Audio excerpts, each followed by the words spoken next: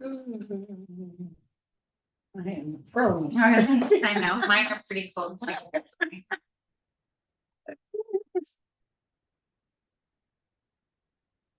Let me know when you're ready. 3 minutes. Charlie, hi. Elizabeth is And just. Jen. Hi.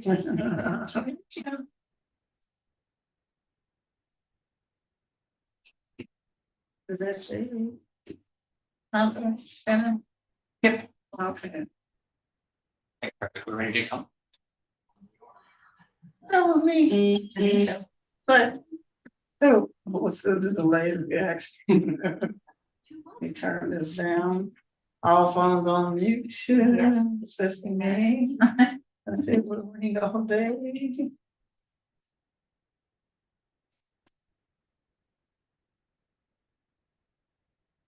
Okay. 2 minutes. Elizabeth, you didn't lock the gate, did you? No. Okay. I mean, you close it all the way. I hope it's still on. I don't want you to because people come in. Okay. You ready? Nothing? Yeah, we're all Because that's not, okay. Okay, we have 2 minutes. I'm started 7.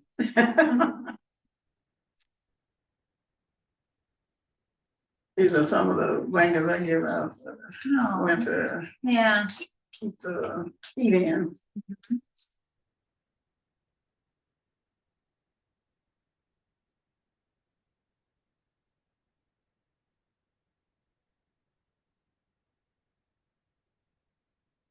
sorry, it's like heads down during this one, but hello.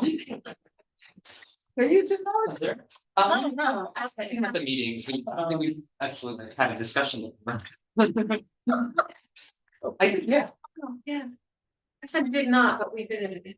Yes, I'm from Massachusetts originally, so it was like up there for me. Up there.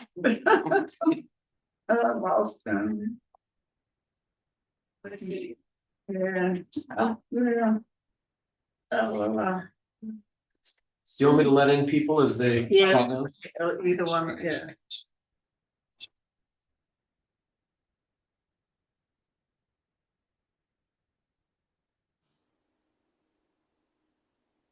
Okay, I'm sure it's 7 now. 1 more minute. No, 7. I'm just. I was looking up there. The clock up there. Okay, good evening, everyone. Evening. Good evening. It is Thursday, Homelessness Liaison Committee meeting for UNNC. We're here tonight to have an exciting presentation from Sofesa. Hopefully you had a chance. We're gonna put the agenda up in a minute, but I'd like to call the meeting to order at 7 o'clock sharp. And please review the agenda. And we'll take it from there. Give you 2 seconds. And general public comment is open for any discussion other than any topics on the agenda. Oh, that's nice. I don't see myself talking as usual. But anyway, I'm glad you guys are here. Welcome, Jess and Charlie. Thank you so much. Oh, thank you for agreeing to do this. Out of the blue, you probably say, who's this woman asking us to do something all of a sudden? No, we're happy to be here. Oh, sure. I really enjoyed this presentation.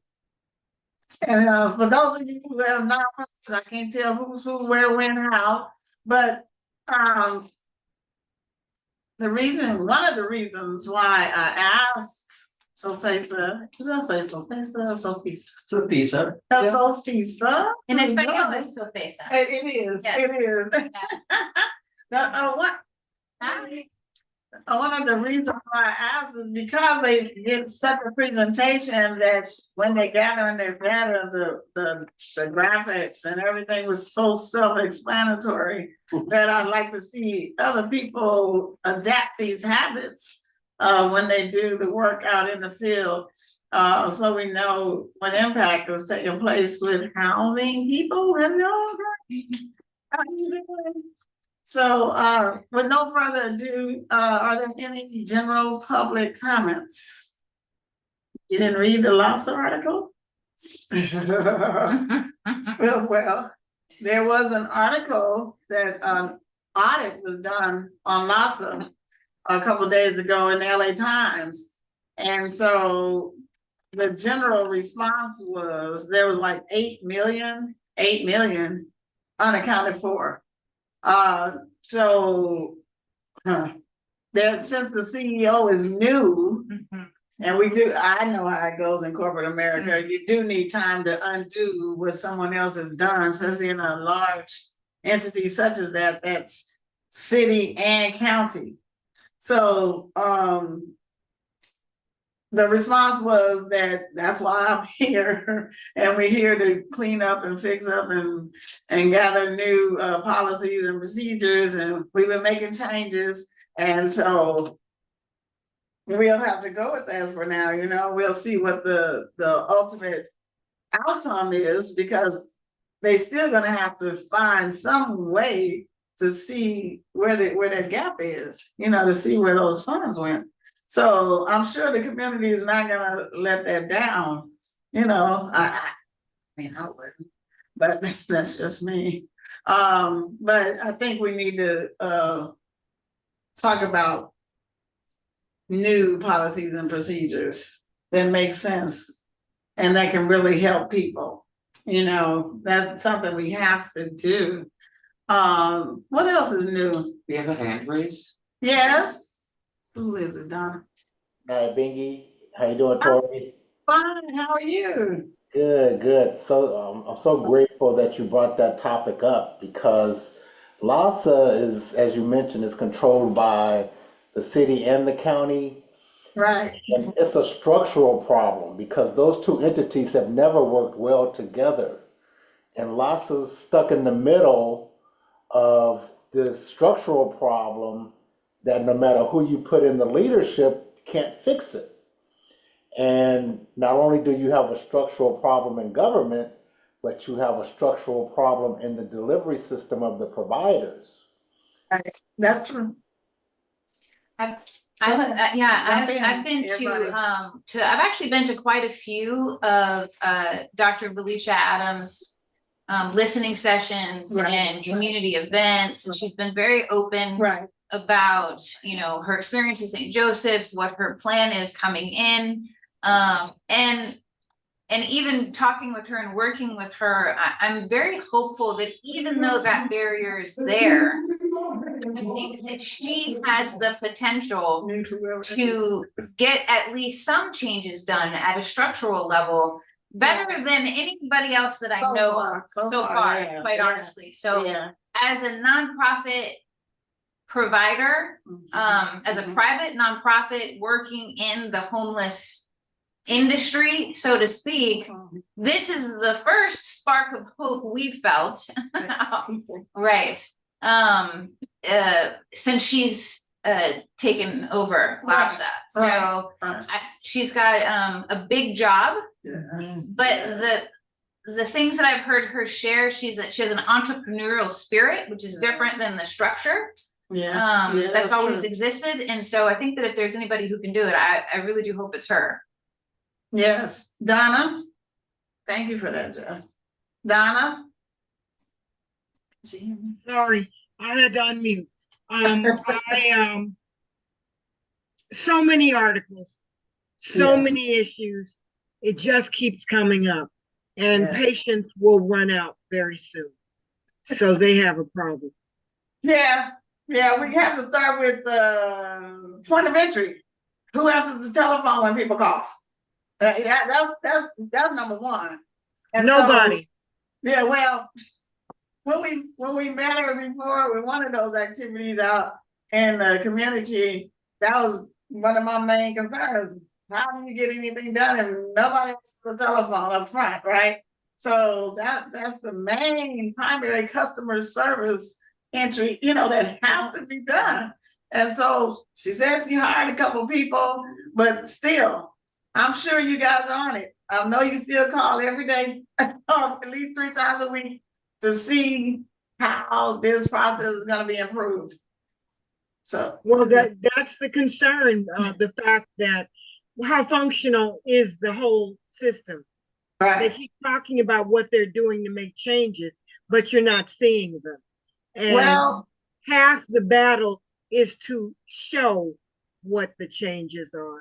And when you call and cannot reach anyone, and people are often unreachable, getting in to see and find out what is going on, you can't work with it. You're working with public funds, and that's not going to work.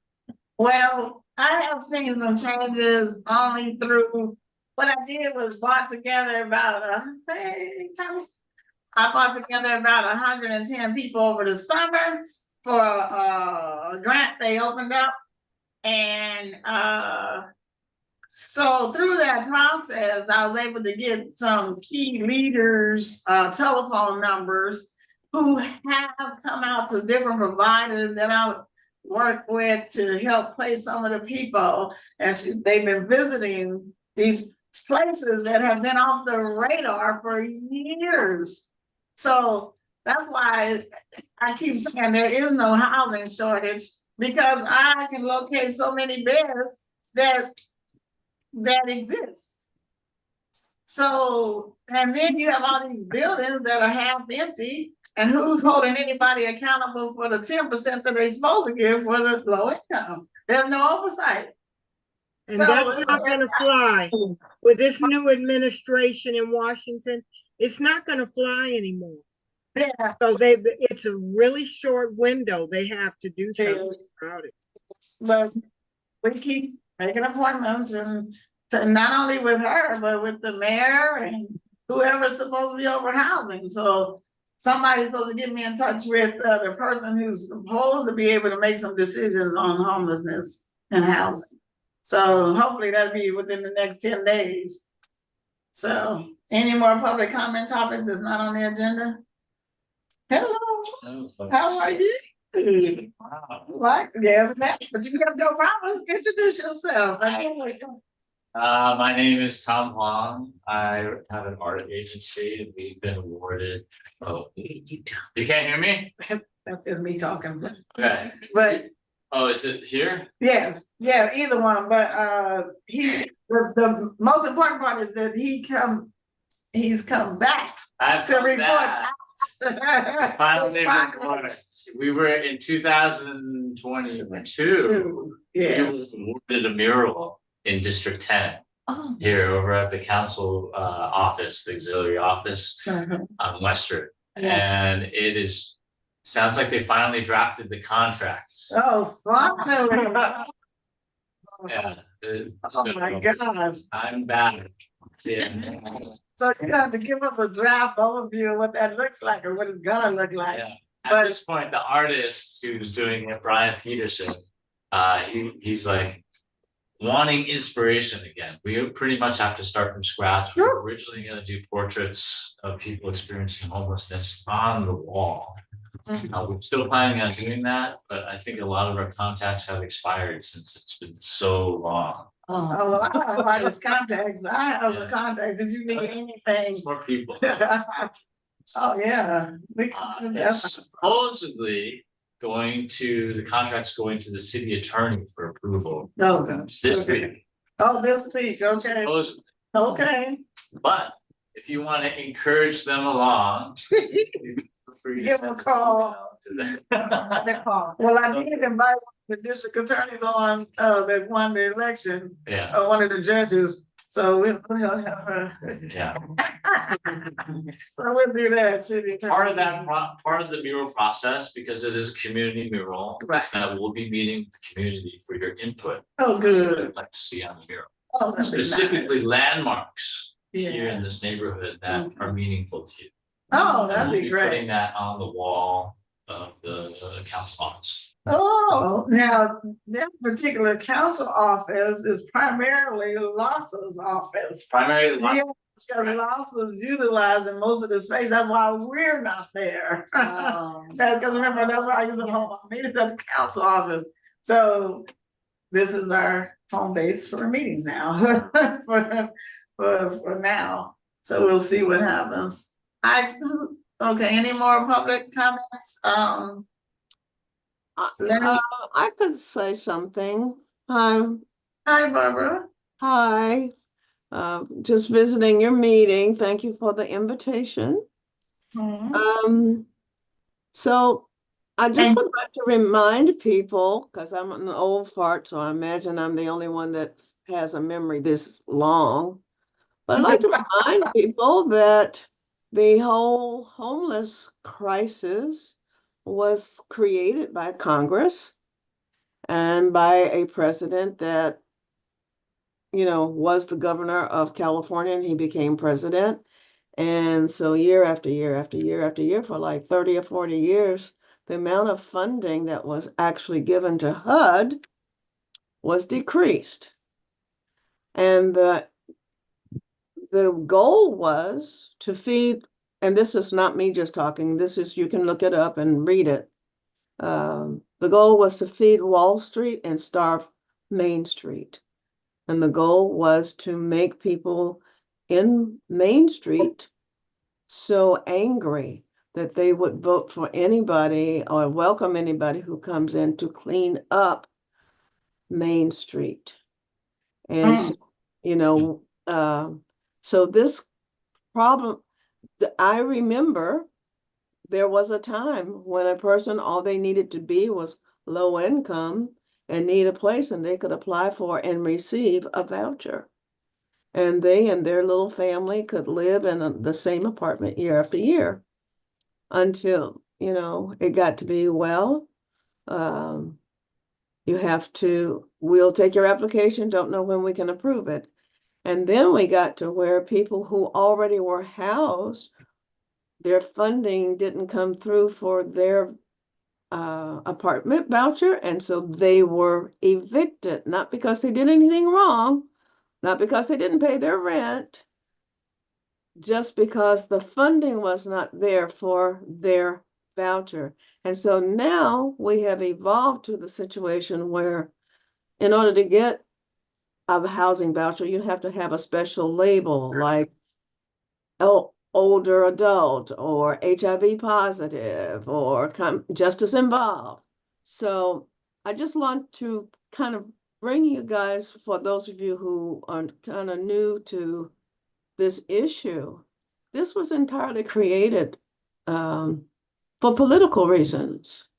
And so the fact that we have people that are unhoused and people that have serious mental illness and physical illness and are dying in the streets, this was created.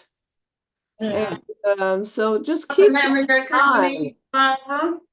Sorry? What's the name of your company? Mental health hookup. Okay, well, we can probably do later discussion, but public comment, we have 1 to 2 minutes, everyone, 1 to 2 minutes. But thank you for that little history. I'm sure it's helpful, but right now we have to come up with a new voucher system, some type of way of a process of elimination, a process of succession. We got to come up with something that makes sense and is fair and equitable for everyone. So that's just that. At the end, there's a landlord meeting that Hackler is gonna do, speaking of vouchers. Let me see if I can pull it up really quick. Elizabeth, anything you need to share today? Nope.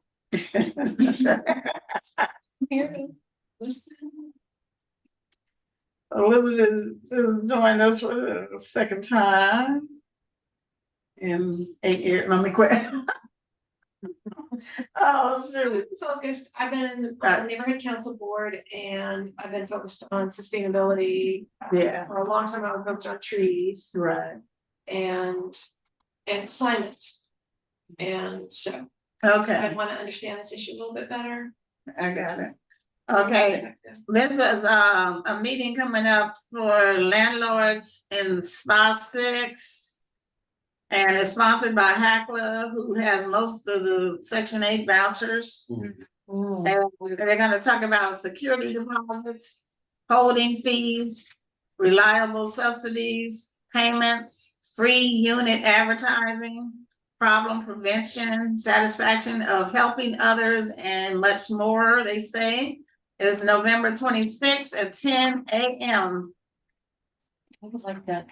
and it's on Zoom. So I'll send it out to Donna and not Lakata, Great. but Me. I know. And it's also the other sponsor is Los Angeles County Department, oh Lord, Development Authority. I had to stretch it out. Yeah, Los Angeles County Development Authority. So I would think some planning could go into this particular meeting, and it's talking about the coordinated entry system as well. So that's where a lot of placement takes place through the coordinated entry system. Not that I agreed with some of the way they measure how people are placed, but that's another thing that needs to be discussed to kind of simplify that process a little more too, because I won't say the majority, but there's a good percentage of people that's not in that system at all. So we gotta figure out how to, well, that's why I help on the other end. Whoever needs help should be able to get help, one way or another. Okay, so with no further ado and no other, oh, is Roger here from CD10? Yeah, I'm here. Oh, okay. Hi, Roger. Hello, Tori. How's it going? I'm good. How you doing today? Doing all right. Doing all right. Just recovering from a mild cold and cough here. Oh, no. I'm glad you're feeling a little better to get Oh, on yeah. call, right? Oh no, we're good. We're good. Yeah. Okay, what's the update for CD10 lately? Well, nothing major. You know, we're coming off campaign season, so we're kind of settling down and gearing up for next year. So no major updates this week, unfortunately. I No heard you one- talking about the HMIS system and all that. There's, you know, we've been a little vociferous on our end, especially when it comes to the county system. We've been a little bit more pushing towards having one single system for the whole state.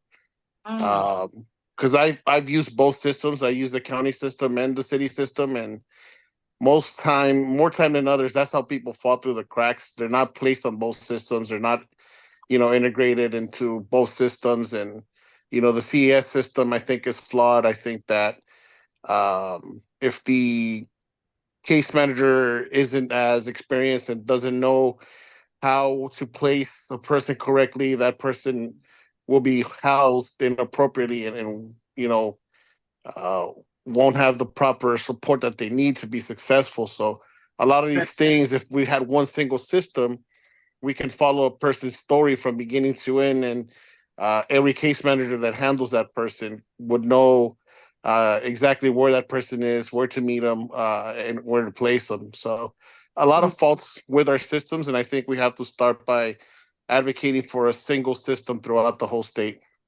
Yeah, not only do we need a single system, but we need oversight. I mean, Yeah, a lot of oversight is needed because the inequalities right now are just it's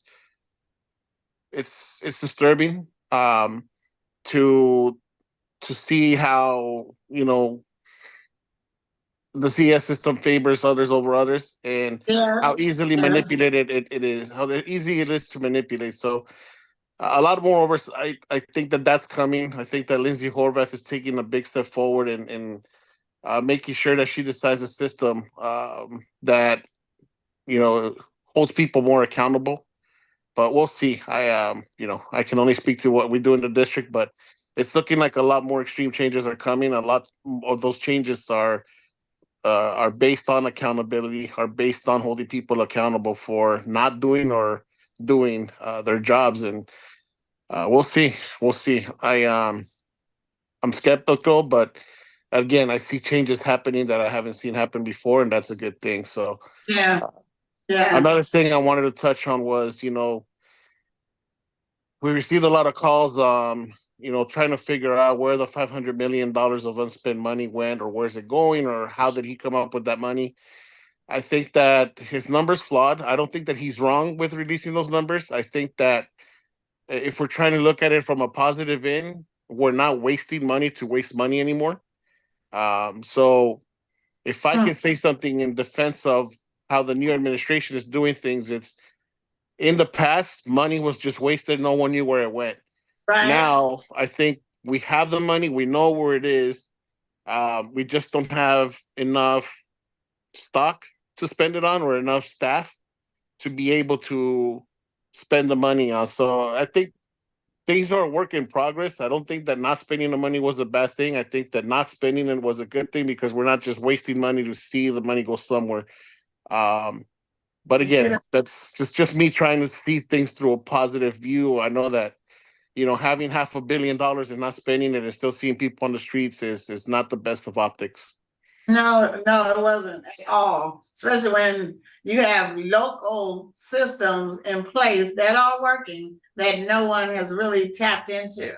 At all. Yeah. And See then when you that? have a bunch of beds open that no one knows how to access, that's another frustrating part. Yes, it is. Yes, it is. And I can tell you for sure, I know quite a few that's not on anybody's Oh, we do. list. We do too. And here's Right. here's where it gets frustrating to us is, we want to fill those beds, but LASA says if they're not, a vendor or I know, that's their excuse. And even if they were, we know that they're not getting paid on time. And, if people aren't getting paid, then why would they want to participate? And it's very frustrating It is. to try to decipher and de-silo this system so that they can work, either in sync, or just have one single entity that knows what they're doing, run the system. That would be great. I mean, that really would. I mean, I had to go to one of the agencies. I didn't have to, but I did. Went to one of the agencies to pick up a check for one of the providers, and it wasn't ready, right? She ended up losing her property. So, I mean, Yeah, I've had. all of a sudden they get close.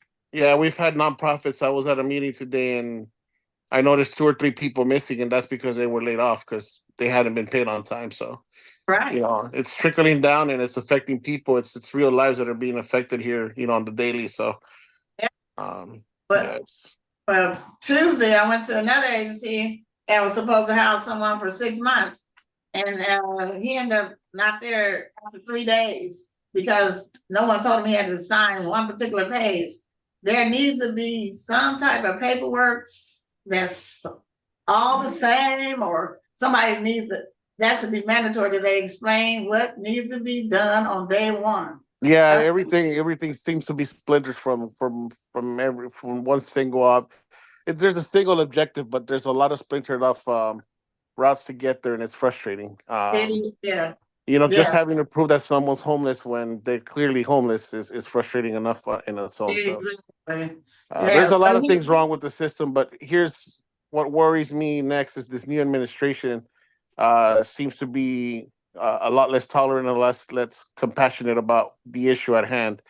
And they're gonna want to arrest their way out of it. They're gonna want to deport their way out of it. But we still need the funding for those who are going to be left over to make sure that they have the supportive services that they need, to make sure that we don't eliminate the advancements we made in the mental health, the very little that we have of it, that we're still securing funding for all that stuff, the substance programs that they're still around. So it's a tricky time. It's a I don't want to say we're panicky, but we're skeptical about the future as far as the federal administration coming in and what the funding is going to look like there. But we know that we're pushing to make the changes happen. We want to see those changes happen as far as LASA, and we want to hold them more accountable. And to credit them, they have made small changes. Their information is a lot more transparent. It's easier to get numbers out of them now. Before it was impossible. So let's hope that those changes keep happening, but at a much faster, pace, and that the red tape is eliminated at a lot faster of a pace as well. Yeah. Okay. Well, how many people have been housed through you guys' office this year already?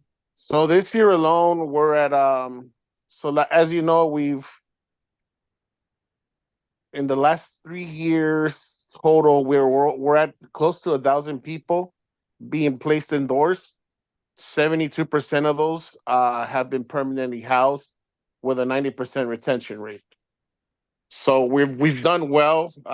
Always can do better, but it's a matter of prepping people, having them properly prepared to say, okay, this person won't be successful if we place them in a normal housing project. This person needs a higher level of care.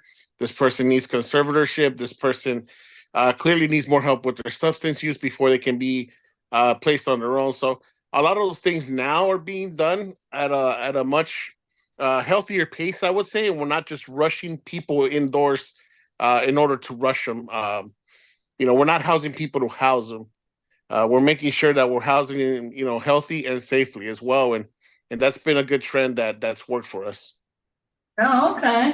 Well, you can stay on. We're gonna introduce Sophisa, depending on which we're speaking today.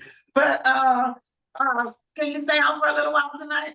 I'll spare about 10 minutes because remember I have my therapy sessions on Thursdays. Oh, yeah, your therapy. Yes. Okay, well, we'll put in your calendar, January 23rd. We're doing the homeless count.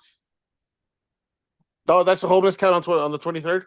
Yes, All that right, cool. Thursday. And I will be coming to get you for some extras. So we can have some little snacks and things like last time. No worries. I'll bring it up in our meeting on Monday. Okay. Yeah, I'll let the councilwoman know that January 23rd. Okay, sounds good. I appreciate your report. And No so worries. right Hopefully 2025 is a lot better news and a lot more progress. Oh, I hope so too. But need to sit down with someone else and see what the process is to make things happen. Exactly. Okay. I It all starts appreciate here. you. No worries. Okay, so stay Have a on. good night, everyone. We're gonna good night. Stay on for a little while. I will. To see Journey of Hope. This is our speaker for the evening. We have Jess here and Charlie. Wait. There you are. Okay, already. So with no further ado, we're ready for you. Thank you. Thank you so much. I feel all warmed up listening to all the discussion. So here we go. Actually. Okay. No, thank you. Yeah, we're happy to be here. And for me to share my story of homelessness and how Sophisa started. It started 25 years ago. I'm the executive director. We accompany homeless families through their journey. And that is directly tied to my own personal experience and call to basically go back out there to the streets. My experience with homelessness, actually, I hit the streets when I was about 14, but my experience with homelessness started way before that because of the home environment that I had. So the home environment was, my parents were divorced and married multiple times. So there were, different people in the household. Statistics even show that in those types of households, broken families, that there's a greater chance of abuse happening. And that is a part of my story. So at 10 years old, I was molested. And then at 12 years old, I was sexually assaulted. And I thought at the time that I had done something wrong. And so I took it all and just shoved it down and kind of blamed myself. And my parents, God love them, they're beautiful people. But at that time in my life, they were living in their own woundedness, whatever that may be. And so it wasn't a situation where I felt like I could say something or have support. But I also took it on as a 12-year-old child myself, and that turned into outwardly what looked like rebellion. Maybe some of you are familiar with, oh, they're a rebellious teenager. And so that's what I was labeled as, a rebellious teenager. And so you'll learn quickly that my personality is whatever I'm doing at 150%. So that's what I was. And I really rebelled. I didn't want to be at home. It was an unhappy, unsafe, in my mind, environment for me. I would sneak out the window. I would sneak into my classmates' homes and hide in their closets and sleep during the night in order to not be at home. Even their parents didn't know. Wow. A few times my parents did know. They'd call Child Protective Services, you know, they would call the police. She's run away. I'd be brought back home. So it was a really vicious cycle of running away and just that type of instability. I did end up moving in with a family member who was willing to accept me and my rebellion. And now I'm 16 and I'm in high school and I become pregnant. And so I had to make a decision, and my family said that I had to get an abortion if I wanted to stay. And I said, okay, well, I don't want to leave. So I actually did attempt to get an abortion, but for my own self, personally, I couldn't do it. I actually went 3 times to the abortion clinic and tried. And every time I went further and further in the process, to the 3rd time, I was actually on the gurney and about to get the medicine. And I was nauseated. I had a hot flash come over me every single time I had the same thing happen. And so I just thought, you know what, I can't do this. This was on the lunch hour in high school, our lunch break. My friend kept taking me. And she said, okay, I'm going to take you. I know where to take you. She took me to a pregnancy help center. And I walked in. The lady was very nice. She took me into this room and sat me on a couch and put a VCR tape in.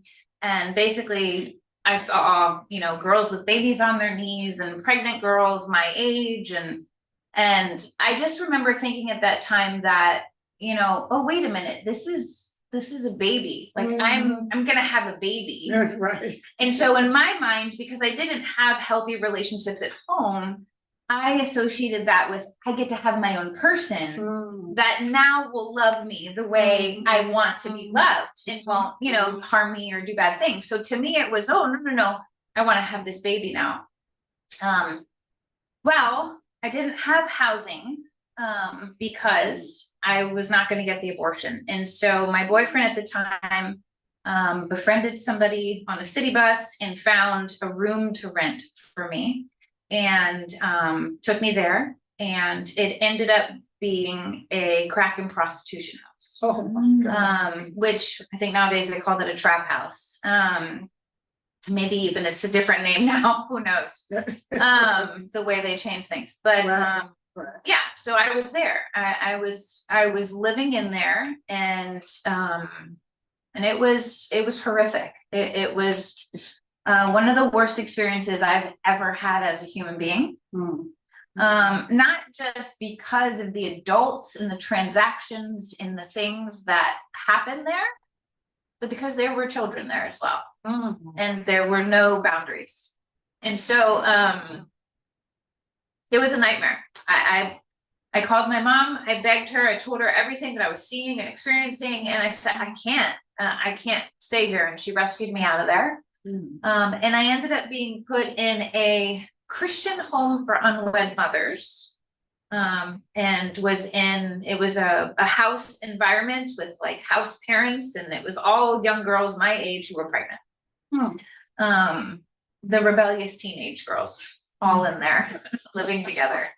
It was a beautiful home. It was a beautiful environment. I loved the house parents. But at that time, that particular agency, nonprofit, didn't have resources for girls who wanted to keep their babies. They only had resources for girls who came in who were willing to place their child for adoption. I didn't want to place my child for adoption. Again, this is my person. I want it. It's going to stay with me. I want to be loved.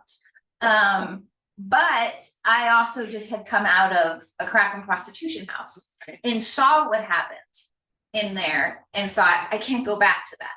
So I agreed to give my first child up for adoption just to have housing, just to have a roof over my head. I gave birth to my first child at 16. It was difficult. I was alone.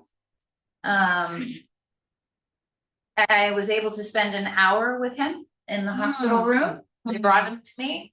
I cried my eyes out. I didn't understand how come I couldn't take him home. And I left the hospital without him. And yeah, that's one of the worst pains. I mean, even being 16 years old and being basically a child, to experience that was, it was just unbearable. So I fell into a deep depression. Didn't talk, didn't eat, didn't do anything. Circumstances had it where my now ex-boyfriend, because our relationship didn't survive that, called me a couple days later, or almost a week later, and said, I want my son back. And so I thought this was good news. I'm like, okay, he hadn't gone through the courts to be adopted yet. And next thing you know, I have my 2-week-old baby in front of me, and I'm hanging out at my ex-boyfriend's family's house, you know, being a mom and just enjoying my time with him and thinking, okay, I've got my person and everything's going to be awesome. And here we go. And then at 11:30 at night, I was asked to leave. Because the baby was allowed to stay, but I wasn't. And so now I found myself in a situation where now I had to be on the street, really legitimately for the first time, street homeless. And I went to the beach. I was born and lived in Fort Lauderdale, Florida. So this is on the East Coast, you know, the sun rises in the east, sets in the west. I made my spot in the sand, and I just told myself, you know, one eye open, I'm just gonna look for the sun to come up, and if I just make it through this one night, look, you're a tough cookie, you can do this, right? You've done and been through worse. And so that's what I did, and it did. The sun came up, and it just gave me the hope that I needed to just get up and do the next thing. I went dumpster hunting for food. Because I was hungry. I was 2 weeks postpartum, 16 years old. And for women who've experienced childbirth and know what postpartum entails, you'll know exactly what I'm saying there. So all of these things going on with my body, I've never experienced. I'm all alone. I don't know what it all means. I'm rummaging through the garbage, and I get another young guy comes up to me, and he basically starts a conversation with me about how long have you been out here. And he's with a group of young adults, of young people. And I was a little nervous at first, but then he called me out. He's like, you just hit the streets. He's like, trust me. So it ended up where that was the group that I ran with, pretty much. So that was they were my family on the street for the most part. The units change, right? You'll change a couple of people. Somebody will go back to a different state. Another one will get snatched up by CPS and have to go back into foster care or their group home. So, but for the most part, I just jumped into that crew and just learning the streets, pretty much. I share with people, it's an economy of its own, right? Just like we wake up, we grab our coffee, we get in our car, we go to work, we do our stuff, we have our friends. You just take that and you flip it upside down. And that is the economy as well. Like there's a life that's lived on the streets that mimics that, but it's just unhealthy and toxic and has no dignity for anybody. So it's hell. It's literally hell. But what I learned is that you have to make a decision. When you're in that situation, you have to commit. And again, going back to my personality, it's like, am I going to get out of this? I saw no way out of it. I saw no way out of it. So the decision was, I don't see a way out. I need to just commit. And so I did. And so I took part in all of the things that, you know, that economy calls of you. Burglary, fraud, you know, drug dealing, prostitution, like all that's the economy of the streets, right? And you learn how to live in that way, and you learn who you can trust and how to work the system, the shelter systems, right? Because we are what they they didn't call us this back then, but I would have been considered a transitional aged youth. Oh, yeah. Right. They still call it Right. that. No, they didn't call me that. Oh, back yeah. then. Now that's what they call Oh, it. yeah. But Change. so that was my homeless experience within that category. So it's not that you're just homeless, you're kind of also on the run, right? Because you could get picked up and either forced to go back home to an unhealthy environment, et cetera, et cetera. So that's what I did. I became pregnant at 18 again. And this time I was in a very dark place. I just was like, no, I know what happens to kids in this environment.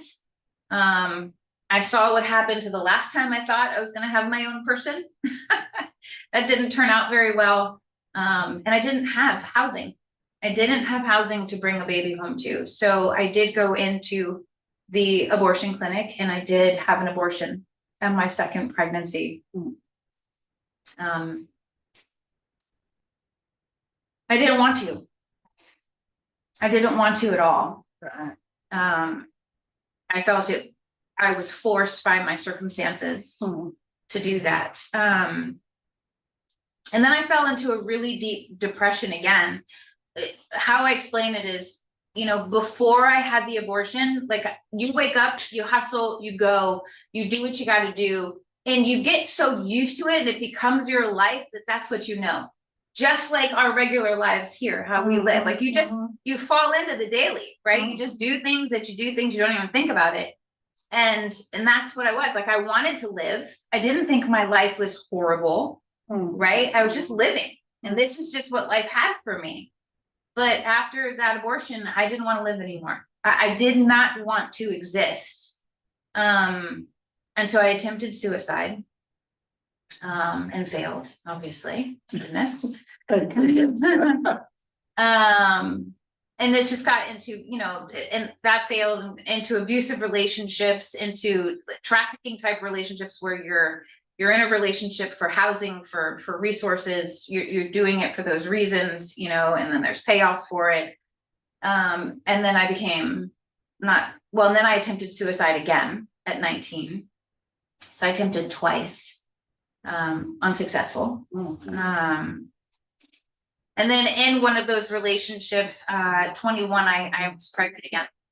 So this is my third pregnancy, 21 years old and 5 months pregnant. And the abuse that I was under had kind of crossed the line, right? So in domestic violence, the abuser usually knows how far to go so that there's no treatment needed, right? So that the woman doesn't need any type of care. And then that way he can continue abusing and abusing and abusing.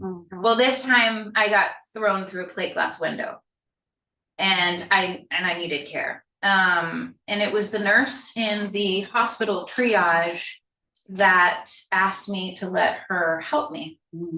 And she said, he's going to kill you. And honestly, I didn't care. That didn't matter to me. I thought, I've tried twice. So be it. If he can succeed, so be it. And then she said something that changed everything for me in that moment, and that's, he's going to hurt your baby. Now you have to think about, I'm in an apartment. It's not the greatest. I mean, you know, rats, all that. It's not, you know, it's basically a shack, but I have a roof over my head and I have a place to bring this baby home to now. Right. So to me, it was like, no, I'm bringing this baby home. And because I failed the other 2 times, this was it. I finally have a roof over my head. I'm going to bring this child home. And so I let her help me. And through the resources that she provided, he was arrested, jailed. The apartment was turned over to me. I got fully connected to social services. I started, you know, they paid my rent. They put food in my refrigerator with food stamps. You know, I got WIC so that I had good prenatal care after that point. And then at 21, I gave birth to my third child, a girl, Vanessa. And I took her home in a donated car seat from the Women's Guild at the hospital. Props to the Women's Guild. Women's Guild. A lot of work. And in a taxi cab. But I'm telling you, Tori, if you would have knocked on my door at that moment and said, hey, Jess, you know, how's your life? I would have told you that I was living the best life ever. The best life. You couldn't have convinced me otherwise, right? Right. And I share this with people in this context, especially those who are trying to understand more the lived experience of homelessness, is that in those moments, you feel that's the best things can get. And that's where I was. I had no idea things could get better than that, or that I was created for more than that. Right? Or that I own a business, or that I could be there, or that, you know what I mean? Right. Where I was what I thought was I was topped off at. Right. And so that's what I believed. What I did do, again, going back to my personality, I use the social services system like nobody's business. I got 3 jobs, free childcare, bartended at night. You know, my friends would all watch the kid and just stashed and made money and pulled myself out of it. Actually, at the point when, yes, thank you. I'm very grateful. I'm very grateful for those resources at that time. And then very shortly after, about 1.5 years of doing that, from having my daughter, I had a side business. I owned my own side. I was a permit expediting business. had runners and everything that weren't me. Like I'm telling you, I did it. And I was working in an office, and that is where I met my husband, Charlie. Angel. Yes. And so the thing about that is, what's super important, and how really is the foundation of how Sophisa started, was he's the one who showed me that that's not where you top off at. Right. He's the one who showed me my own worth and dignity and how a woman should be treated. Right. He would always tell me, he's like, my dad taught me that women are like flowers, right? And you don't just walk up and step on a flower, right? Like you're always trying to avoid, even if the flower's leaned over and on the ground, you don't step on it, right? You walk, it's like, and that's how, and he treated me that way, you know, not just physically, but physical is important to have to have what I went through, but just emotionally, you know, patient and kind, gentle. And in all my female-male relationships that I'd experienced, had never been that way. All of them were unhealthy, toxic, or abusive. So even with my own dad, who, you know, he just wasn't around, right? So I didn't have that, and this was the first time. And so in my marriage with him, we ended up having 2 more children together. So 2 more sons. Yes. I moved out to California, and it's almost like as soon as our feet hit the soil out here, God put me to work. You know, we were driving by the park in Santa Monica, Reed Park. And now here I am, married to this guy, right? And driving around a BMW. Good guy, healthy life, right? Never what I would have expected. And I'm driving in this BMW down Lincoln Boulevard past Reed Park, and I hear, go back out there.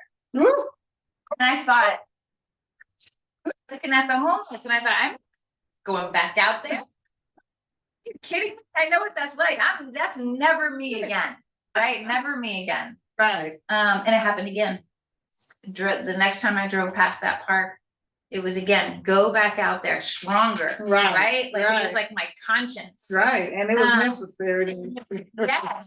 And it stopped, and I was hearing that again. And it got my attention. But I ignored it again. And then the third time it happened again, go back out there. And this time it wasn't strong anymore. It was merciful. The voice was, you know what that feels like. Just go be their friend. And I thought, oh, that's just be friends.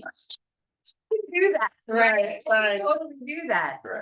And so we get home, and I tell him, I was like, I need to go back to that park. And of course he's looking at me like, what? You from this.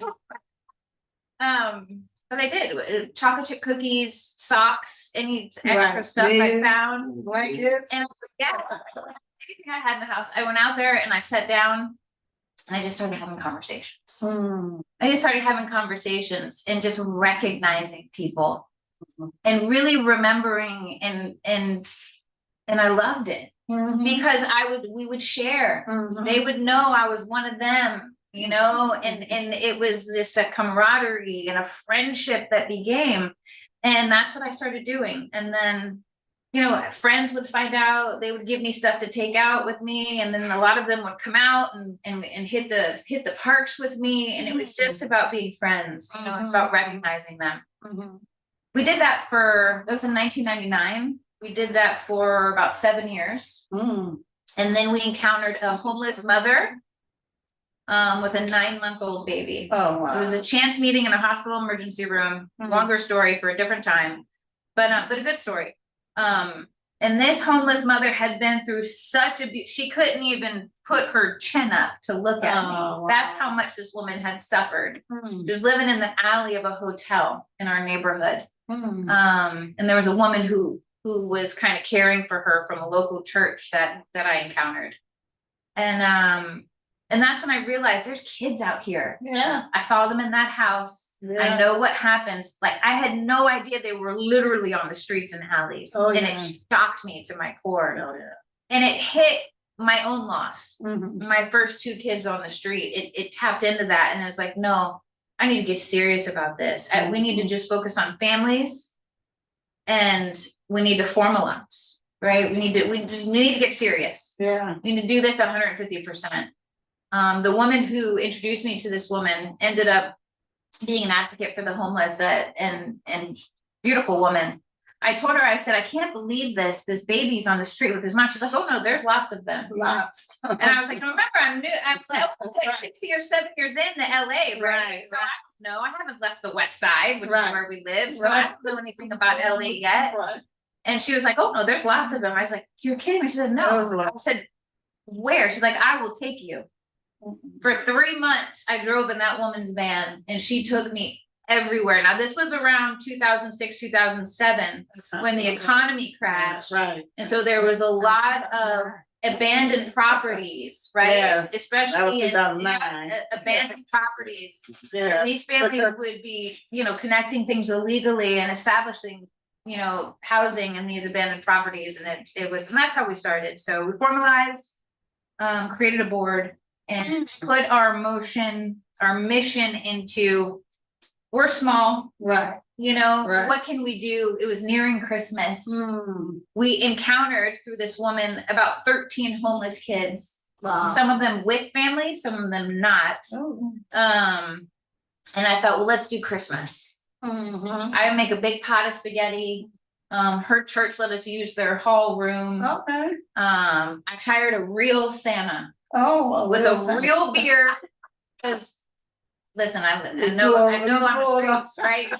Everybody. Right. And it's been his whole life being questioned. So yeah, so hired a real Santa and had gingerbread houses. Oh. Together. It was beautiful. Oh, that was nice. We ended up doing that every year for the families, and then doing even more events for them, barbecues, Easter parties, that kind of stuff. Right. Our idea was, let's bring them out of survival mode, even if just for a moment. Right. Right. Right. And so that's how Sophisa started. A few years ago, we were able to acquire our first property. And so we have, we have an emergency, thank you. I need to stay on track here. We have an emergency outreach program.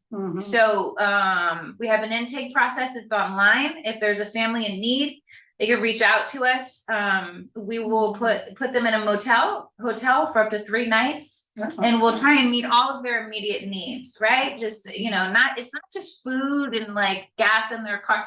Like one mom, her glasses broke and she legitimately couldn't see. Right. She just couldn't see. Right. So like her immediate need was, let's go get you your new prescription glasses the next day. So whatever the immediate needs are. Right. And we do that because our model is relational. Yes. Not transactional. Right. And so we do that to start the relationship. And when they come into what we call our Sophisa family. So note, we're here. We have a 24/7 text line They can reach out at any time. If we have the funds, if we have the resources, we give them to them. If we don't, we just walk and we accompany and we converse, we converse with them and we help them to not feel alone is the biggest thing. That's our emergency outreach. The other thing that we started a couple years ago are hope houses. So the idea of this is that we do have our property, but it's in a residential neighborhood where there's other families, sidewalk, that idea. It's a normal neighborhood. There's not 100 families stacked on top of one another, which I'm not against, but for our model of care, because we focus on families, that is what we know will help in the healing process, because the neighborhood kind of acts as a check against the family's street behavior in a sense, right? So, when you're living there and when you go through our guidelines and what our, we have like, we explain that we love them and that everything should be loved and cared for, and that you have neighbors and just the whole community dynamic, then their behavior tends to want to fall into place. Doesn't mean they don't mess up or pop off here and there, but they're immediately put in check. Just know it's not personal. It's not personal. That's right. So we're super excited. We have our first property has the ability for 3 units. Okay. So the idea is smaller. It's not a lot of families, it's just 3 families, up to 4 families on a property. The front house, unit 1 has a family. Unit 2, we're almost done. We fundraise 100%, and unit 2 will be available for one of our families to move into the beginning of next year. And then unit 3, open for another family. We're 50% fundraised. We fundraise until we get 100% before we start build. We don't build until we have 100% of the fundraising done. And the idea is that we have a family advocate that lives on the property.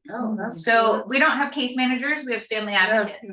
Because like what you and I talked about earlier, they don't need case managers. No, we understand that, we understand that that's how the system is structured, and that's fine. But they need an advocate. They need somebody because they forgot to sign this to be like, oh, you didn't sign this part. Here's how you need to do it, right? And to go when they go somewhere to get housing and you call them a week later and like, oh yeah, they didn't want me, to then follow through with that and say, hey, what happened here? Why didn't this person get it? Right. So that type of advocacy is what we that's much better. I like that. Is what we provide. So that's the idea of our hope houses. What we did this past year, so we accompanied over 131 families. And we've been doing that now for 25 years. And what we decided to do was to survey and collect data from our own records on what has been the experience of our families, of our Sophisa families over the past 25 years. How have we served them? Have they been happy with that? What have been their experiences with this, and this? What are their histories? What are their backgrounds? What things do they have in common?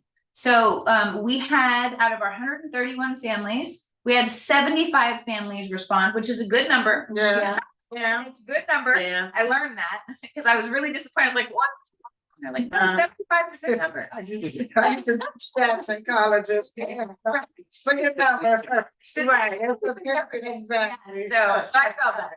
Right. And so we took that information and we have data that we're going out and we're sharing to whoever wants to listen, to share about, the lived experience, what it actually feels like to be in this situation, and not just be in it, but to come out of it and then to really find healing afterwards, to where now you're turning around and you're giving back, which is what our family advocate position is. So, one of our family advocates, Elizabeth, she was homeless for 11 years. She had a meth addiction. She had 6 kids on the streets. So, and she's one of our family advocates, married, has another baby. Like she's significant healing. That is amazing. And so we're always looking within our family on who's moving forward in the healing process, who then we can now employ and put back out there for other families. So that's amazing. My husband, as amazing as he is at, doesn't that sound funny? At helping me, right? He's the data and insights guy. He Right. explain this in a way that's really good. Yeah, Right. and I think. And I'm happy to pass this along afterwards, because we're gonna kind of fly through it. I want to be respectful of people's time. We got 28 minutes, correct? Okay. 8:30. We'll play directly at 8:30 on the dot. One quick point about what Jess just said that I take very seriously, but it's something we've learned over the course of the last 20 plus years, is the whole two-way street nature of our relationship. It's not a one-way relationship. Right. One of the things that we do when we meet a new family, we take them to lunch. We onboard them over a meal. That's how we actually get to know. Like, we're serious about getting to know you. And they're super thrilled. They're like, oh my gosh, I'm so happy. Thank you, thank you, thank you, thank you. And one of the things that I always tell them, like, you're welcome, but I may need you someday. Right. And I want to make sure you're there for me. Right. That is the singular most impactful moment of any of these experiences. Yeah. Is them feeling like They're needed. they're needed by someone else. And so I just share that with you because it's been an important learning of me personally. Okay, so just to kind of go through this real quick. So this is data from, as Jess mentioned, our recent family survey. We also want to share, I think more importantly than the data, is the insights. And this is a kind of collapsed view of some of the insights that we've learned and what is effectively now almost a quarter century journey. Right. But again, I'll send this out so you can dissect the data. The headlines are what's important here, right? So if we look at it across the board in aggregate, our families, again, these 75 families that answer, which is a statistically significant sample, are headed by unmarried female millennials. That's basically the majority. Okay, that's the sort of core point. Nearly half of them have more than 3 kids. Wow. And 1 out of 10 has lost at least one child to the system. Yeah, I am very frequently at the courthouse, at the family courthouse with a mom and holding her up after losing custody and even the termination of parental rights. The CPS foster care reunification system needs a lot of reform. Yes. And again, another topic, another time, but that's, yes. In terms of their educational attainment, high school graduation is kind of at parity with the US average. And what we find, because most of the families that we serve actually have, you know, at parity. Sorry. Oh. That's okay, keep going. Okay. They have at parity. Isn't it better be safe than sorry?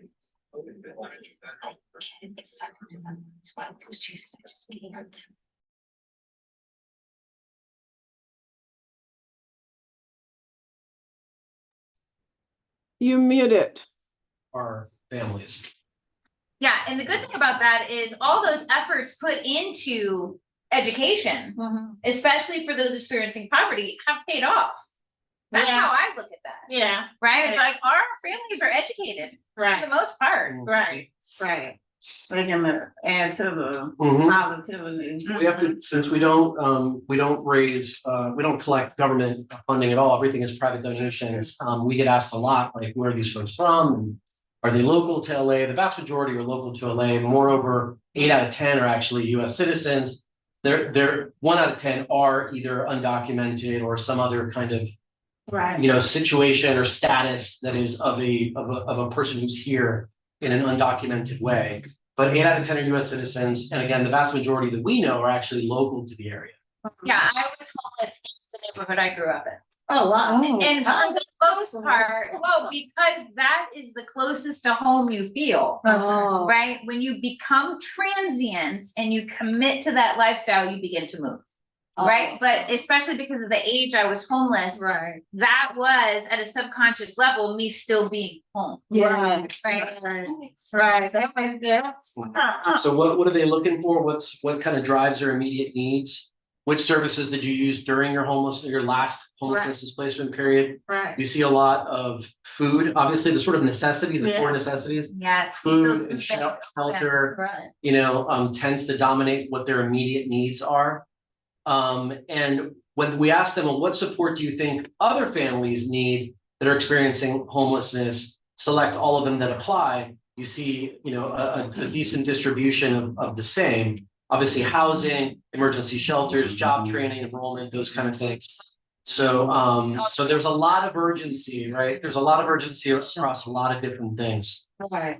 This is kind of the persona. This is not a real person, at least not what we know. But Right. there's just a persona of what, you know, the head of household that we're currently walking with of those 120 plus families looks like. Okay.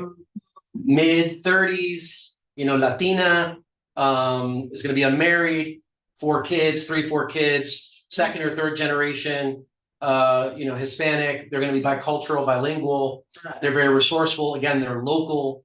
What are they looking for? Safety, reliable housing, they want some help, advocacy, overcoming obstacles, and they want accompaniment, they want friendship, right? Everything on the street is a transaction.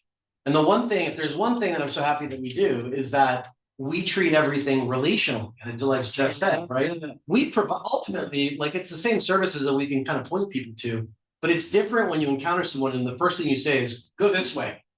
Like what we say is, you wanna have lunch? It Right. makes a huge difference, right? So, Shocks their system. And the hardest thing for us when we first encounter a family is to break the homeless family out of the transactional mindset that Right. they've been forced to interact with for so Right. long. mhm. So that's the hardest work for us, is convincing them, no.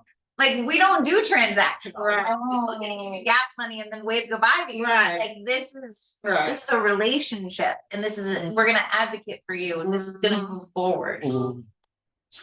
So lots of obstacles everywhere. You all talked about it, and before Yes. you know, we even started talking. And you know, in our experience, these obstacles are harder to overcome when you consider that the people are basically in survival mode, right? What kind of barriers do you have? Lots of stuff. Things are just, you know, it's long wait times, lack of info. One of our homeless moms told me something about a year ago that really like just blew my mind. She said, being homeless is a full-time job. And it just like blew my mind. It's like, yeah, sure, it's kind of a full-time job. It's exhausting. And the thing is now generationally, you know, you have kids growing up in a household. It's like, well, what do you want to be when you grow up? A lot of kids go, I want to do what my dad or mom does, right? Well, that's what they've seen. Yes. It's like you spend 9 to 5 in an office filing paperwork trying to get something. That's my job. Yes. So it's generational homelessness, and we have, because we've been accompanying families for 25 years, we have the parents who have had children who are now old enough to have children. And so now we have 3 generations of homelessness in the family.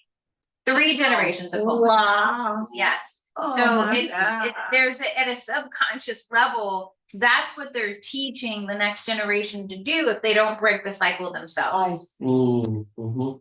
What's the circumstance like for our families? Well, they're living on the edge of a knife because more than half are either currently unhoused or they're about to.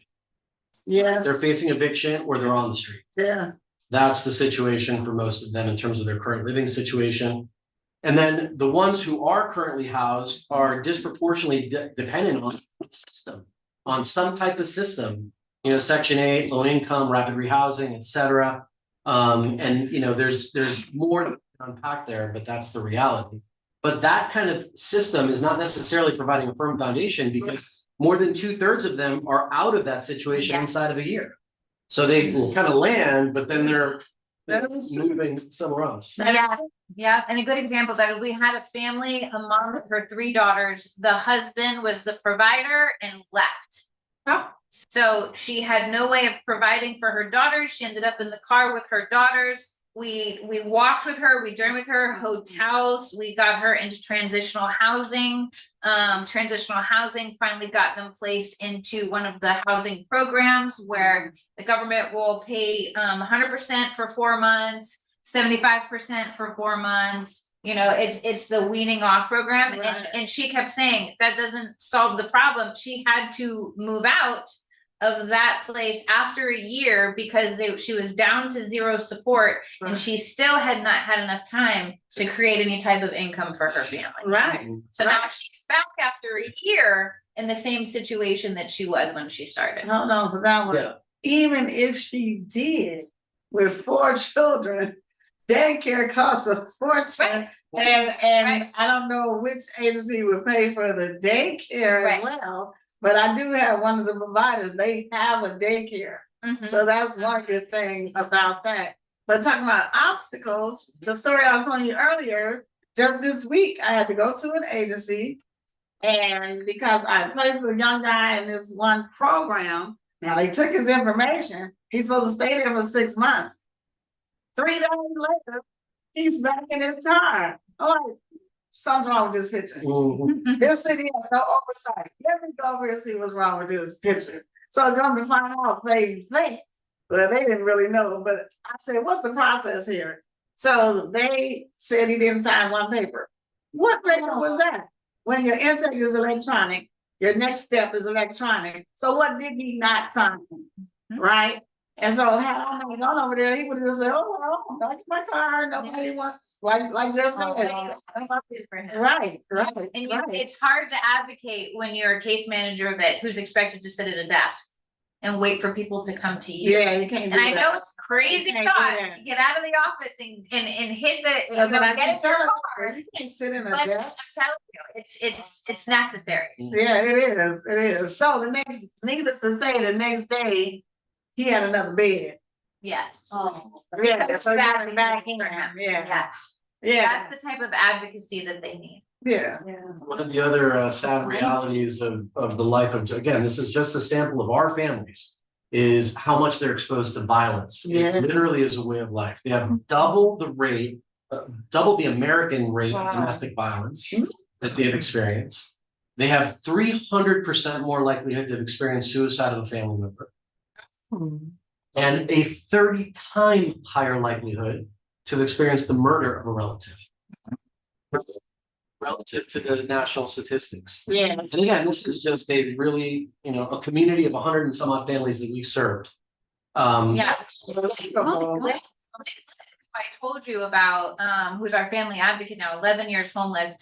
Her trigger, right? Her childhood adverse trauma event was when she was a little girl, she saw her older brother gunned down by a gang in the street. Ooh. And watched her mom over him as he died. Oh. So it's like you can, and usually you can go back to before someone actually hits the street and you can see the unhealed woundedness and trauma that this person has experienced that has led, right, who didn't get the support they needed, that have contributed to, it's like, it's the stacking effect, right?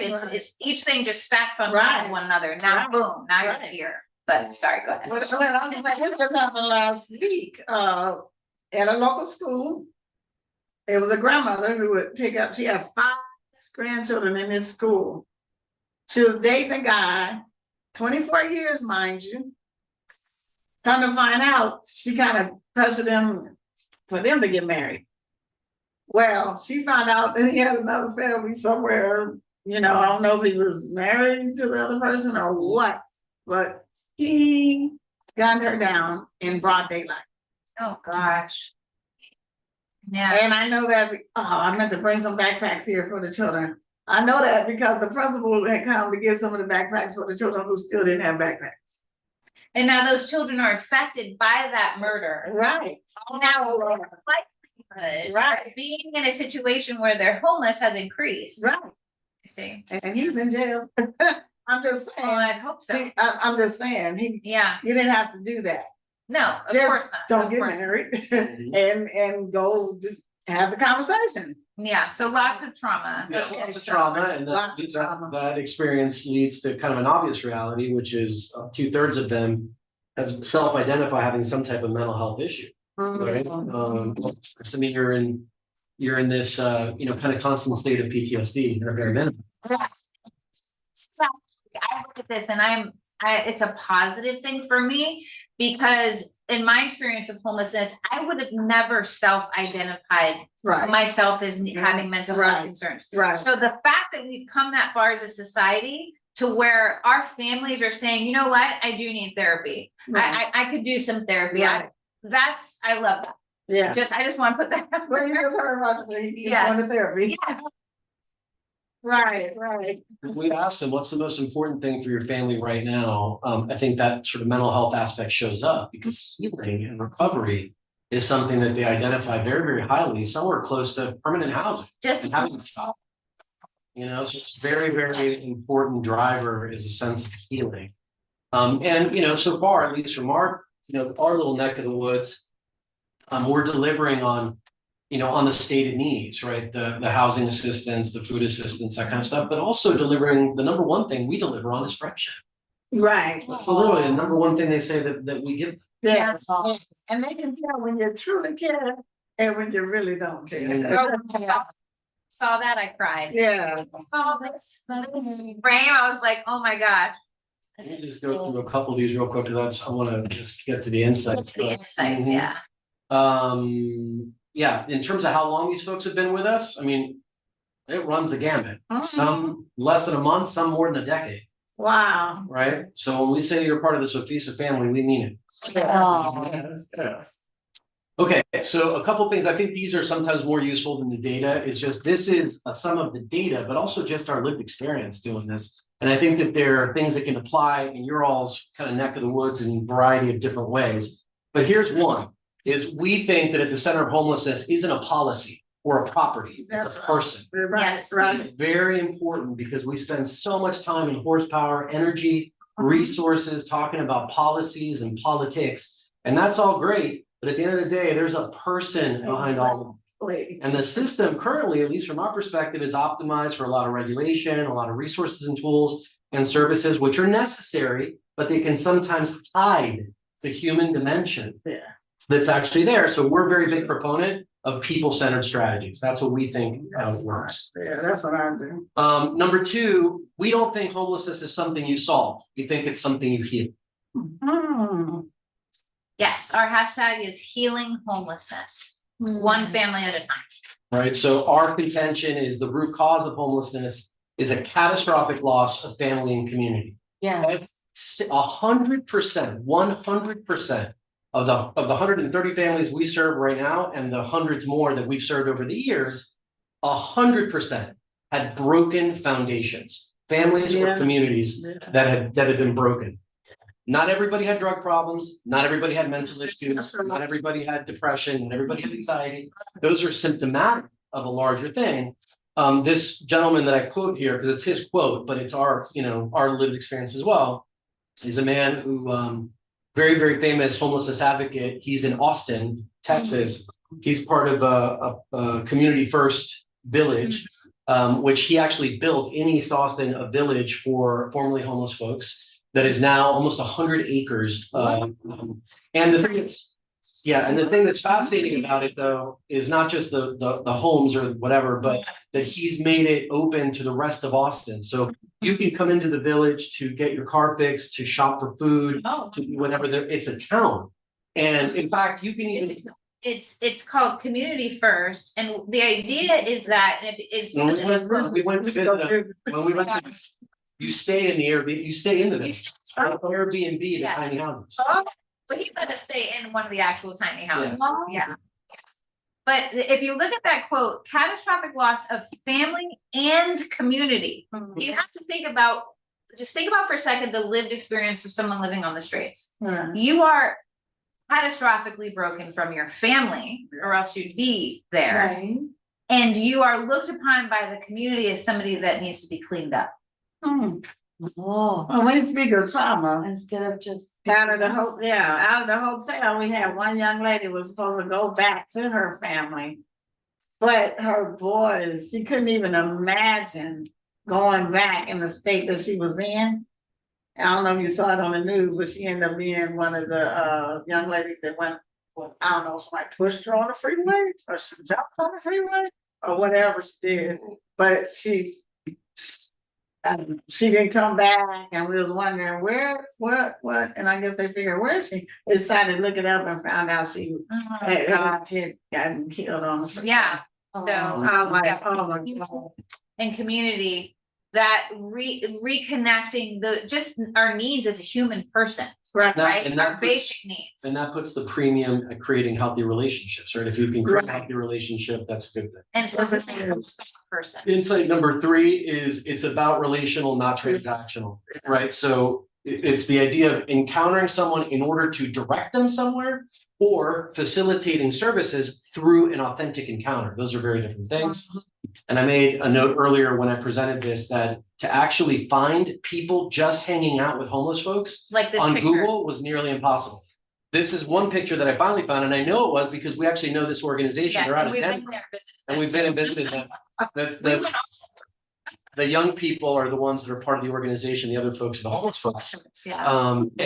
But to find just a picture of people not towering over someone, handing them someone, Maybe a piece of or bread. laying your. You see the Yeah. difference in this Yeah. picture? They're all arm in arm, Right, right? They're shoulder to shoulder. right. That's the third one. Number four, if you're a woman, you're having a completely different experience of Yeah. homelessness Yeah. than if you're a man, period. Like it is full stop different experience, especially in the area of the things you've experienced even before becoming homeless. Yeah. 8 out of 10 women have experienced sexual trauma in childhood. 8 out of 10 women who were on the street. Right? And 30% of the homelessness issue in the United States is really families that are headed by women, which is the case also here in LA. Right. So it's a very, very different experience for women. I usually add to this, women, yes, and I share that when I give my talk, but it's also women and teenage boys. Yes. Women and teenage boys usually have the same experience on the street, unfortunately. Yes. And the last one is, which I've already shared, this is again, that insight that we got from one of our family, right? There's all of this complexity, this obscurity, lack of advocacy in the system, that it really makes it a full-time job. And it minimizes the opportunity for these folks to actually grow and heal. The documentation gathering, the appointment attending, waiting. I think that technology could really be used in a very powerful way. My background is in kind of digital and technology and media. And, just attacking this problem through technology, I think could help at least a little bit. But, and because one of the challenges is they deal with this whole dislocated technology ecosystem where like, they got to talk to this platform, this one doesn't talk to this one, this one doesn't talk to this one. That's true. Meanwhile, Talk to, they have to wait because that one has to talk to somebody. And then they have to- yeah. DMV and the sheriff. Yeah. So it really does make it a full-time job, and we know full well that if we wanted to book a rocket ship to Mars, we probably could right now on an app. Right. And meanwhile, we can't get somebody to get a pair of glasses because 700 documents to fill out. So Also, you have to also remember that they're dealing with survival mode. And I don't think a lot of people understand that survival mode is not just your physical experience, it's your physiological That's right. experience. In your brain chemistry, you have higher cortisol levels, higher adrenaline Yes, levels. You're yes. in a different, literally, state of mind, Yes. which makes critical thinking, Yes. logic and reason, all of those things more difficult for someone to actually process and actually accomplish. It's interesting that you bring that up because I was a professor for anatomy and physiology and I did the medical terminology. And at the time, when I found out about homelessness, I was a professor and program chair of colleges, post-primary, secondary schools. And I took my students on a field trip for patient confidentiality. The warehouse just happened to be downtown. Mind you, I was in the Valley, Long Beach and West Pomona and West Hills areas. So I took the students to this warehouse. We turned this one corner and all of a sudden, those people all in the street everywhere. And I was like, what is this? Children? And that's when I started collecting socks and underwear and things like that. So that's how I stumbled up on it, because it wasn't all in your neighborhoods at the time. It wasn't. No, most homeless we saw was Santa Monica, because every business had a homeless person in every doorway in Santa Monica. But they pushed a lot of them over here once they decided to clean up Santa Monica. And so I was like, oh my God. So that's when we really knew homelessness and saw it firsthand when we turned that corner somewhere in West Spring, right? And so I was like, this is unbelievable. But then, so that's when I really started helping. And then I started doing the homeless count. And then in 2012, we got one of the largest shelters. It was 88 beds. Mhm. So it's like, wow, so then you got the funding, for Yeah, that particular no, winter. it's- Trying to get one this year, but they said they ran out of funding. Mhm. And I'm like, I find that hard to believe. But Yeah, I mean, we only talking 60 beds here, yeah. And so that's where we're at right now. So, I mean, if we could get somebody, all these millionaires and billionaires, we have in entertainment and everywhere, come on, we need less than $1 million to do a winter shelter. And then, imagine how much you can do with that. Us. I did winter shelter this year and the people that got placed, they liked us so much, they would come from wherever they was placed to have breakfast with us. Well, think about what you yeah. just said. They liked you so So much, much. they would do the hard work to get to you. They would pop up in the That's window and I'd be like, wait a minute, I want you to play somewhere else. They were like, no, we want breakfast here. I said, okay. So Yeah. so it is definitely relational. Yes. Yeah, and I mean they would get a broom and sweep up and do everything. I'm like, oh, And this that's is the nice. that's the two-way street. Right, They do right, that to show right. you that they have something worth offering Right. and giving you as well, Right, right. which is not usually expected or even asked. So, one thing that you mentioned, that your experience in Florida, right? Mhm. That given there was simply a chance, it seemed like you were taken for jobs. And I'm thinking, are there jobs for people? Can you guys hear? Are there jobs? Are there jobs? I mean, I think that this issue has to be hit on so many levels, and one of them is, Mhm. like, yeah. People wanna work. Yes, they do. Wanna contribute. Are there ways They do. for them to do it? Now, I looked it up just a minute ago. I thought the government was one of the biggest employers here in Southern California, and I'm not exactly sure. It's like Kaiser, and there's some medical systems that are big companies. Right. And I support private enterprise, right? The small business, the fast foods, I started working at 16. Love work. Right, me too. Yeah. But now, when we're asking on every level, the federal level, the state level, the county level, how can everybody contribute? And there's a lot of different ways I love the work you're doing. I mean, Oh, yeah, it's fantastic. I belong to an organization that talks about, yes, transaction, they learn about transactional, but they use the word transformational. Yeah, that's another buzzword now. Something that you might be able to use, because Yeah. I would like to see, I'd like to hear, not tonight, about the transformation that your families are able to make. Oh, yeah. Oh, well, you can look, you see the transformation right here. Yeah. I'd like to hear about educational pursuits. Yeah, so there's two really quick thoughts just on that. One in regards to jobs. Our families get jobs, they have jobs. They have a hard time keeping jobs because in order to be successful at a job, you have to have your mental health Yes, in check as well, right. intact. And so it's that is relational as well. So Yeah.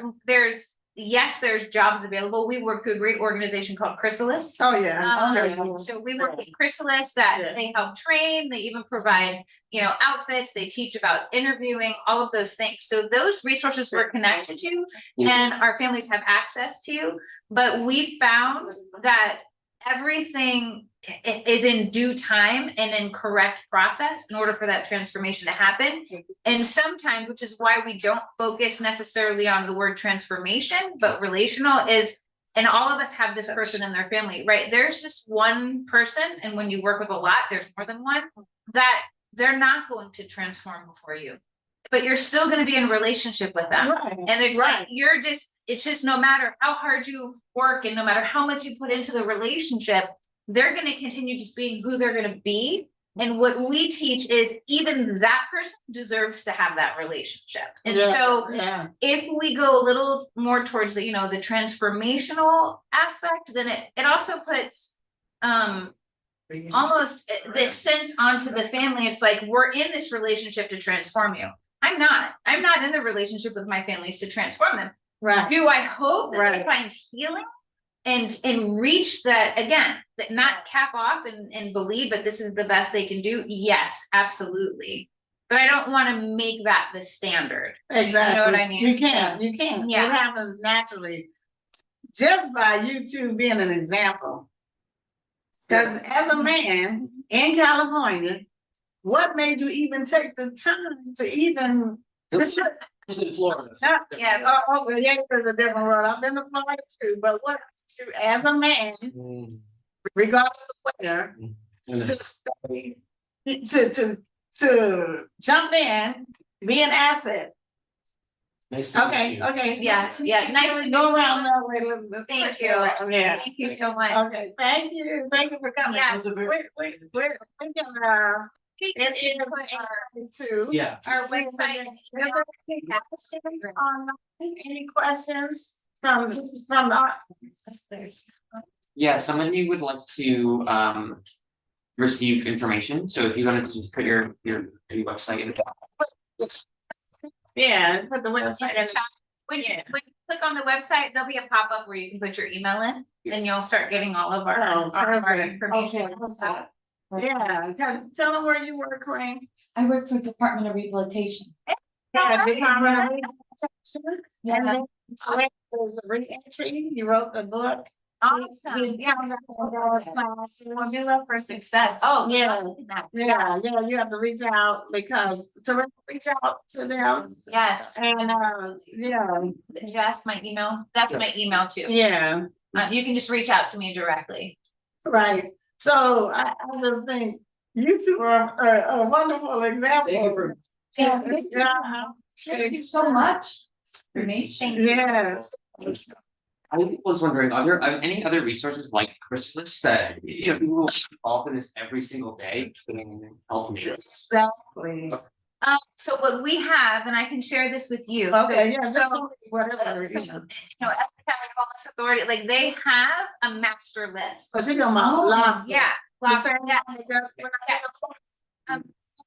List. And Right. so what we usually do when somebody asks us that is we share with them the link to that master list. Okay. Because it breaks it down because we're in SPA 5 and Right, that's a different spot. right, we're So what resources we may have may not, your friends may not qualify because they're in a different spot. but I you know will what, share that. our council districts don't work with spa language, right? Oh, well, that's good. But people that call me are everywhere. Everywhere, yeah. I mean, I'm Long Beach, Beverly Hills, Santa Monica. So but they may start here. But they may not live here. They may be shopping here, but they don't Yes. live here. Yes. Or they don't. That's been one of the biggest frustrations, Right. finding a family, transitional housing. It's like, where are they located? Well, right now, they're in this zip code. Right. But then they move, because they feel more comfortable on certain days here. And then Yeah. that Right, makes a difference. right. Help them because they're not here right now. I got one today. I said, well, somebody called. I thought he was gonna try to come here. And they said, well, where is the location of the facility? I said, well, first, I need to meet who you're talking about. Don't place anyone anywhere unless I've met them. You know, at least me, so you can see the demeanor and see who gets along with who. And I've come to the conclusion that some of the providers need customer service training. So we gotta work on every angle. Yes. The prevention piece and the homelessness piece. If you don't work on the prevention piece, you're never gonna solve the homelessness piece. And then, we gotta figure this out. But you didn't answer my question really quick. How did you get the courage? Oh, no, courage. Actually a video that we. I will. Let's see it. So we through the homeless count, before then we're watching. Yeah. That'll be fun. Thank you for having us. Resources. Yeah. Yeah. Yes. You have it. Yeah. Sure. By the way. Thank you. so Oh, much. yeah. Yes. Thank you for coming in. Yes. So I appreciate Thank you. you. Okay. So, the meeting, wait a minute, so officially adjourned, and we're adjourning at 8:36. Okay. 8:36 p.m. And that is here